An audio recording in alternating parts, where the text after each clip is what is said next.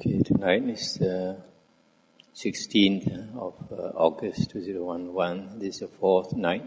We're speaking on the Udana. Now we come to chapter 7, the minor section or minor chapter, Chula Vaga, 7.1. Patama Khuddaka Badiya Sutta. Thus have I heard.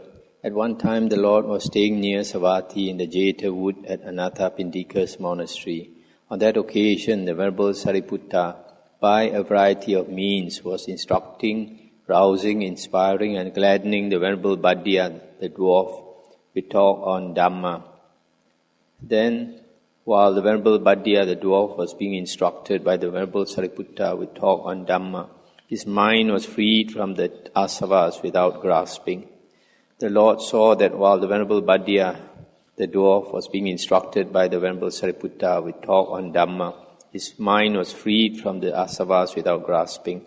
Then, on realizing its significance, the Lord uttered on that occasion this inspired utterance: above, below, and everywhere released, one not observing I am this, has crossed the flood not crossed before, freed thus with no renewal of being. This Khuddaka Bhaddiya, or Bhaddiya the dwarf, supposed to be the Arahant who is not nice to look at. He's like a dwarf, and in other ways also not nice to look at.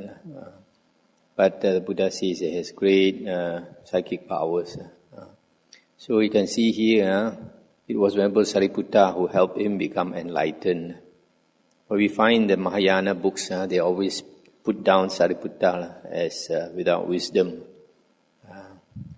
And that is because when Devadatta split the Sangha, caused the schism of the Sangha, the Buddha asked Venerable Sariputta to go and inform all the people that this Devadatta has nothing to do with the Buddha anymore. Whatever he says and does, he does not represent the Buddha. So Venerable Sariputta went around telling the lay people. So this is one of the reasons.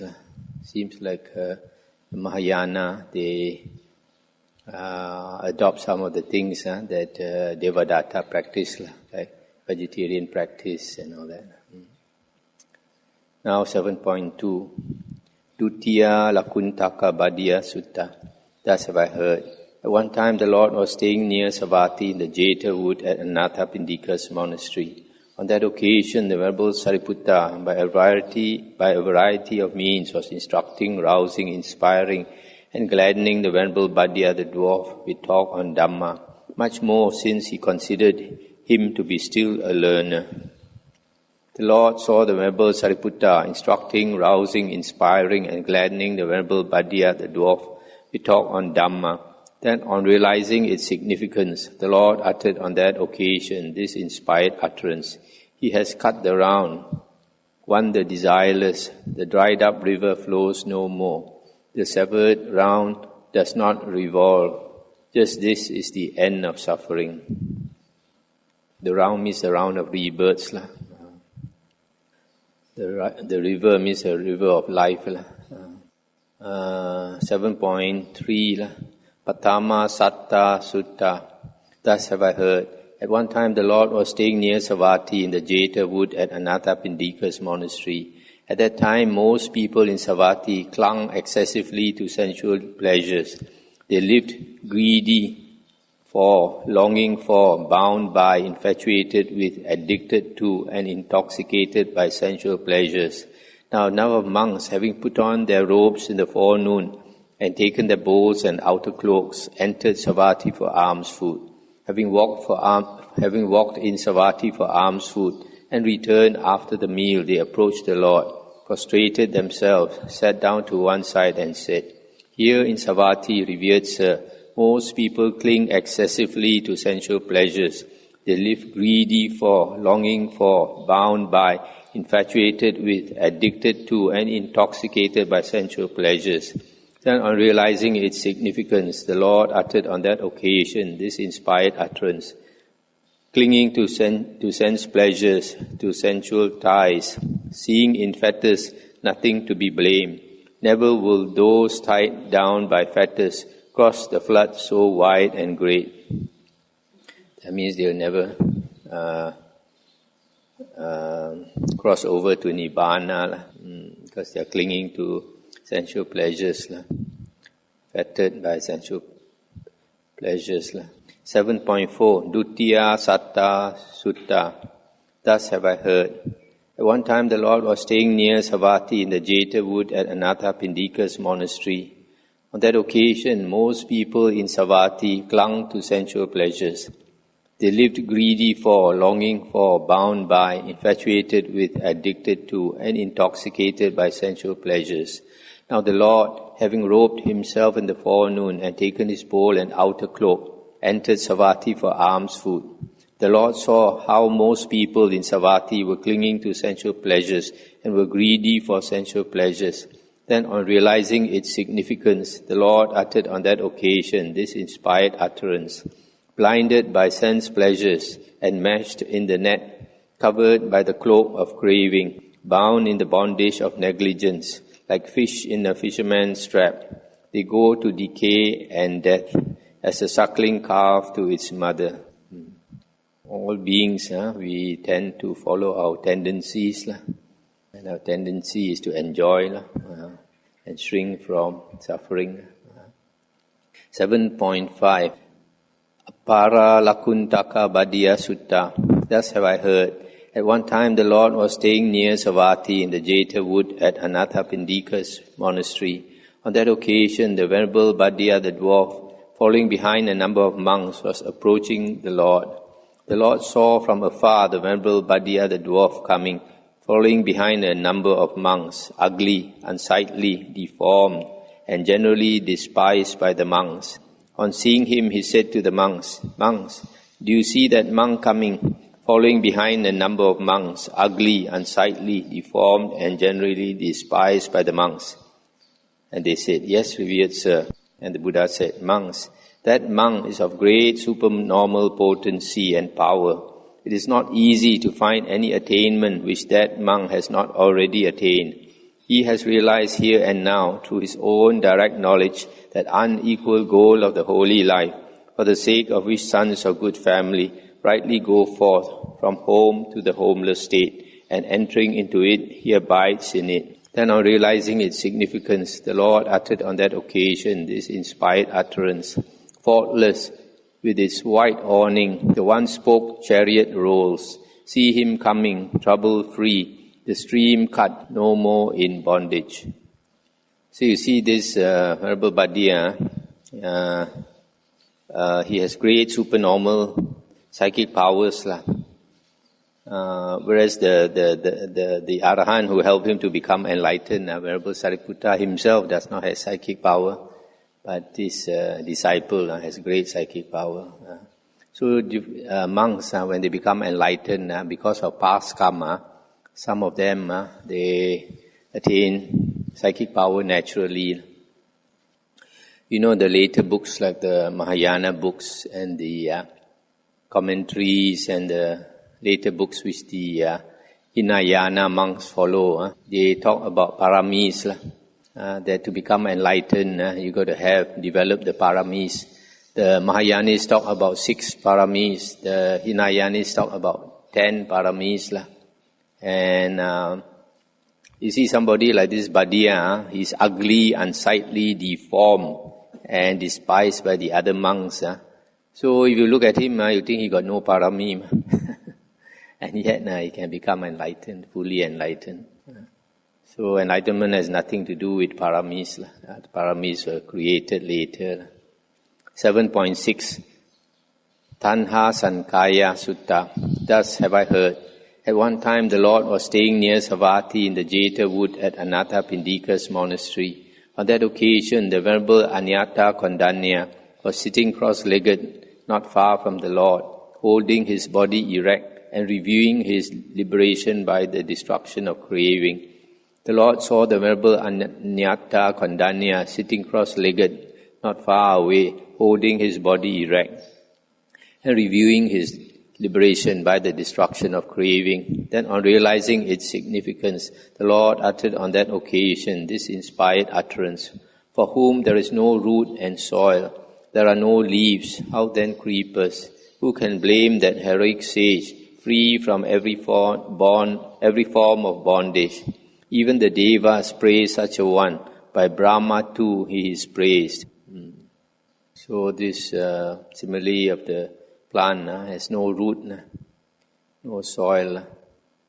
So it's totally cut off. The basis of rebirth. Just like the tree cannot grow anymore. 7.7 Papanchakaya Sutta. Papancha is proliferation. Thus have I heard. At one time the Lord was staying near Savatthi in the Jeta wood at Anathapindika's monastery. On that occasion the Lord was sitting reviewing his own abandonment of perceptions and concepts born of proliferation. Then the Lord, on realizing his own abandonment of perceptions and concepts born of proliferation, uttered on that occasion this inspired utterance: "The world with its devas does not despise that cravingless sage as he fares along, for whom there are no proliferations and stagnation, who has overcome the tether and bar." 7.8 Kachana Sutta. Thus have I heard. At one time the Lord was staying near Savatthi in the Jeta wood at Anathapindika's monastery. On that occasion the Venerable Mahakachana was sitting cross-legged not far from the Lord, holding his body erect, having mindfulness with regard to the body set up and well established within him. The Lord saw the Venerable Mahakachana sitting cross-legged not far away, holding his body erect, having mindfulness with regard to the body set up and well established within him. Then, on realizing its significance, the Lord uttered on that occasion this inspired utterance: "He for whom mindfulness of the body is always constantly established thus, if there had not been, there would not be for me. There will not be, and there will not be for me. If he dwells upon that in graded steps, in time he will pass beyond attachment." This one we went through this verse last night. 7.9 Upadana Sutta. Udapana Sutta, the well. Thus have I heard.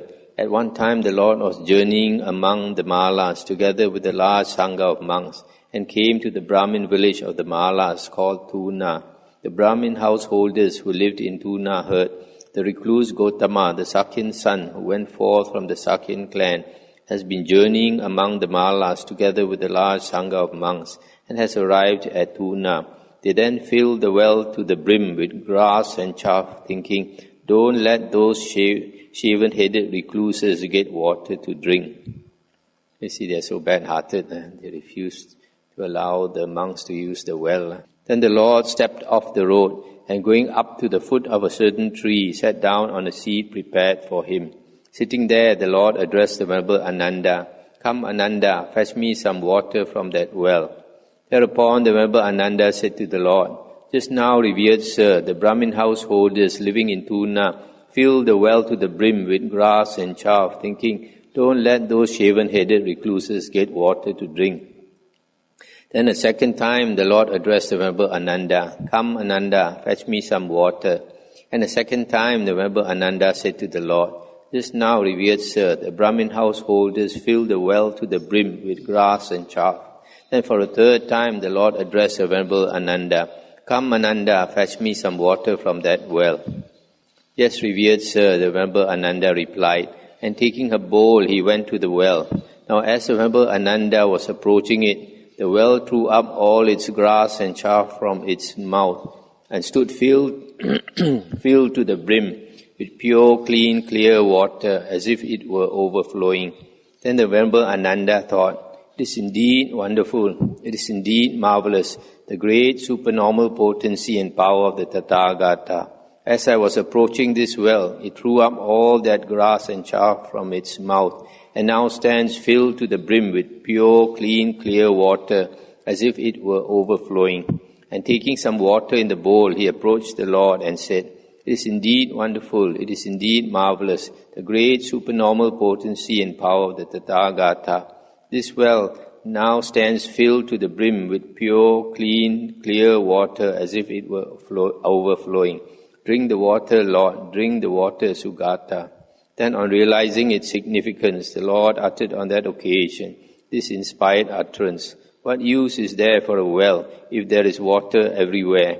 When craving's root is severed, what should one go about seeking?"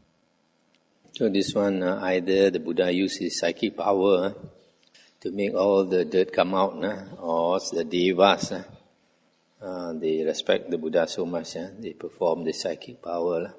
7.10 Udana Sutta. Thus have I heard. At one time the Lord was staying near Kosambi in the Gosita monastery.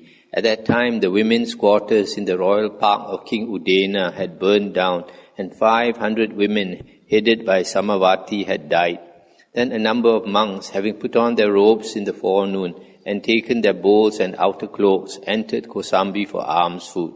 Having walked in Kosambi for alms food and returned after the meal, they approached the Lord, prostrated themselves, sat down to one side, and said to the Lord, "Revered Sir, the women's quarters in the royal park of King Udana have burned down, and 500 women headed by Samavati have died. What is the destiny, what is the future birth of those women lay followers?" And the Buddha said, "Monks, some of these women lay followers were stream enterers, some once returners, some never returners." That means Sotapanna, Sakadagamin and Anagamin. Not fruitless was the death of any of those women lay followers. Then, on realizing its significance, the Lord uttered on that occasion this inspired utterance: "The world is held in bondage by delusion, and only appears to be capable to a fool. Held in bondage by clinging and wrapped up in darkness, it appears to be eternal, but for one who sees, there is nothing." This story about this Samavati dying in that fire, I think is also in the Dhammapada commentary.